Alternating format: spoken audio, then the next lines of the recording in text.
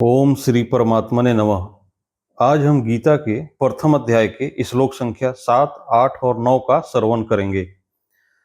द्रोणाचार्य के मन में पांडवों के प्रति द्वेष पैदा करने और युद्ध के लिए जोश दिलाने के लिए दुर्योधन ने पांडव सेना की विशेषता बताई।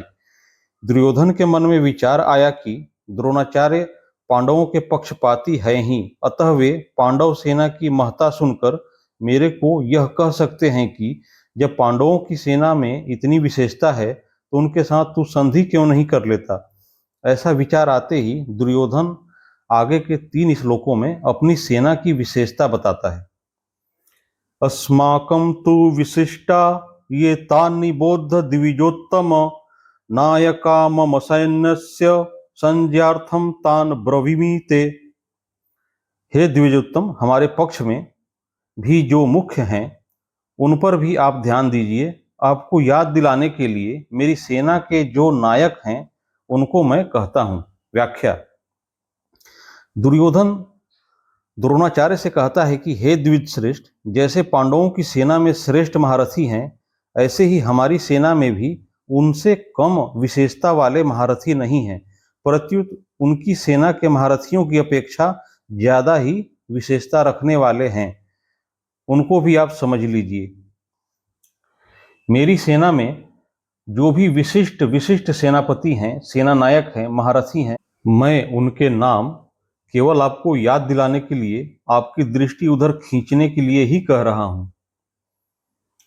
संज्ञार्थम पद का तात्पर्य है कि हमारे बहुत से सेना नायक हैं, मैं उनके नाम कहां तक कहूं, इसलिए मैं केवल उनका संकेत मात्र करता हूं, क्योंकि आप तो सबको जानते ही हैं। इस श्लोक में दुर्योधन का ऐसा भाव प्रतीत होता है कि हमारा पक्ष किसी भी तरह कमजोर नहीं है, परंतु राजनीति के अनुसार शत्रु पक्ष चाहे कितना ही कमजोर हो और अपना पक्ष चाहे कितना ही सबल हो, ऐसी अवस्था में भी शत्रु पक्ष को कमजोर नहीं समझना चाहिए और अपने में उपेक्षा, उदासीनता आदि की भावना किंचिन मात्र भी नहीं आने देनी चाहिए। इसलिए सावधानी के लिए मैंने उनकी सेना की बात कही और अब अपनी सेना की बात कहता हूं। दूसरा भाव यह है कि पांडवों की सेना को देखकर दुर्योधन पर बड़ा प्रभाव पड़ा और उसके मन में कुछ भय भी हुआ, कारण कि संख्या में कम होते हुए भी पांडव सेना के पक्ष में बहुत से धर्मात्मा पुरुष थे और स्वयं भगवान थे। जिस पक्ष में धर्म और भगवान रहते हैं उसका सब पर बड़ा प्रभाव पड़ता है। पापी से पापी, दुष्ट से दुष्ट व्यक्ति पर भी उसका प्रभाव पड़ता है। इतना ही नहीं, पशु पक्षी वृक्ष लता आदि पर भी उसका प्रभाव पड़ता है, कारण कि धर्म और भगवान नित्य हैं।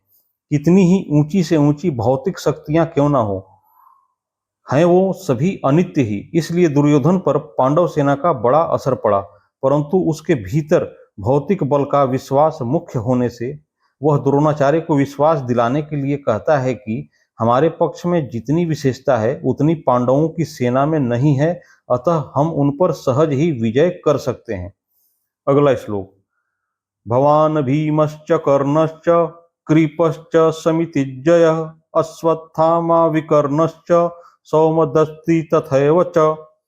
आप द्रोणाचार्य और पितामह भीष्म तथा कर्ण और संग्राम विजयी कृपाचार्य तथा वैसे ही अश्वत्थामा, विकर्ण और सोमदत्त का पुत्र भूरिश्रवा।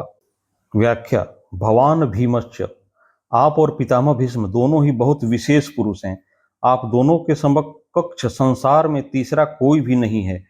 अगर आप दोनों में से कोई एक भी अपनी पूरी शक्ति लगाकर युद्ध करे तो देवता, यक्ष, राक्षस, मनुष्य आदि में ऐसा कोई भी नहीं है जो कि आपके सामने टिक सके। आप दोनों के पराक्रम की बात जगत में प्रसिद्ध ही है। पितामह भीष्म तो अबाल ब्रह्मचारी हैं और इच्छा मृत्यु है, अर्थात उनकी इच्छा के बिना उन्हें कोई मार ही नहीं सकता। कर्णश्च, कर्ण तो बहुत ही सूरवीर है। मुझे तो ऐसा विश्वास है कि वह अकेला ही पांडव सेना पर विजय प्राप्त कर सकता है। उसके सामने अर्जुन भी कुछ नहीं कर सकता, ऐसा वह कर्ण भी हमारे पक्ष में है। कृपश्च स्मितजय, कृपाचार्य की तो बात ही क्या है, वे तो चिरंजीवी हैं, हमारे परम हितैषी हैं और संपूर्ण पांडव सेना पर विजय प्राप्त कर सकते हैं। यद्यपि यहाँ द्रोणाचार्य और भीष्म के बाद ही दुर्योधन को कृपाचार्य का नाम लेना चाहिए था, परंतु दुर्योधन को कर्ण पर जितना विश्वास था उतना कृपाचार्य पर नहीं था। इसलिए कर्ण का नाम तो भीतर से बीच में ही निकल पड़ा। द्रोणाचार्य और भीष्म कहीं कृपाचार्य का अपमान न समझ लें, इसलिए दुर्योधन कृपाचार्य को संग्राम विजयी विशेषण देकर उनको प्रसन्न करना चाहता है। अश्वत्थामा ये भी चिरंजीवी हैं और आपके ही पुत्र हैं। ये बड़े सूरवीर हैं। इन्होंने आपसे ही अस्त्र शस्त्र की विद्या सीखी है। अस्त्र शस्त्र की कला में ये बड़े चतुर हैं। विकर्णस्य सौमदत्तिस्तथैव च। आप यह न समझें कि केवल पांडव ही धर्मात्मा हैं।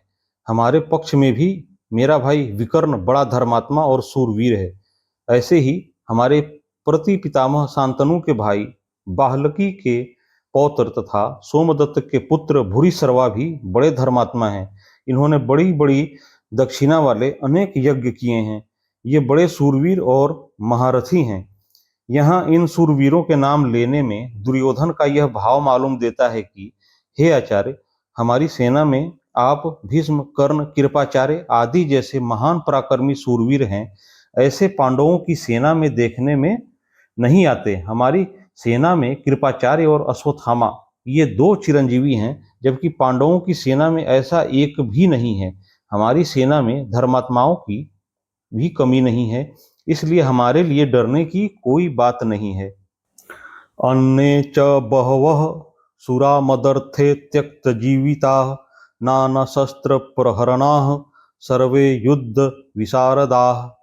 इनके अतिरिक्त बहुत से सूरवीर हैं जिन्होंने मेरे लिए अपने जीने की इच्छा का भी त्याग कर दिया है और जो अनेक प्रकार के अस्त्र शस्त्रों को चलाने वाले हैं तथा जो सबके सब युद्ध कला में अत्यंत चतुर हैं।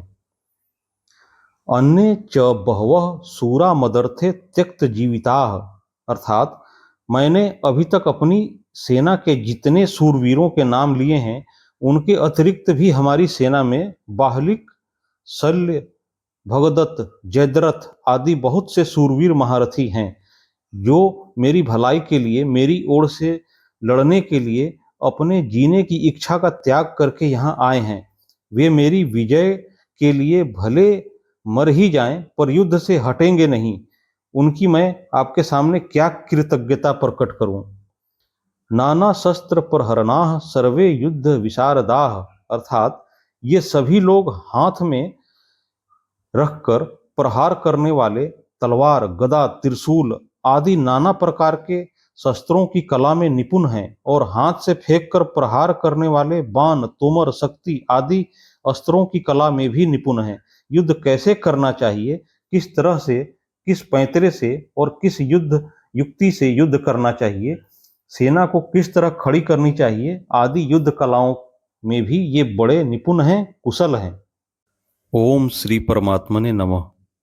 अगली वीडियो में गीता के क्रमशः श्लोकों का श्रवण करेंगे। इस चैनल को कृपया सब्सक्राइब कर लें ताकि वीडियो मिस ना हो। आप सभी को प्रणाम।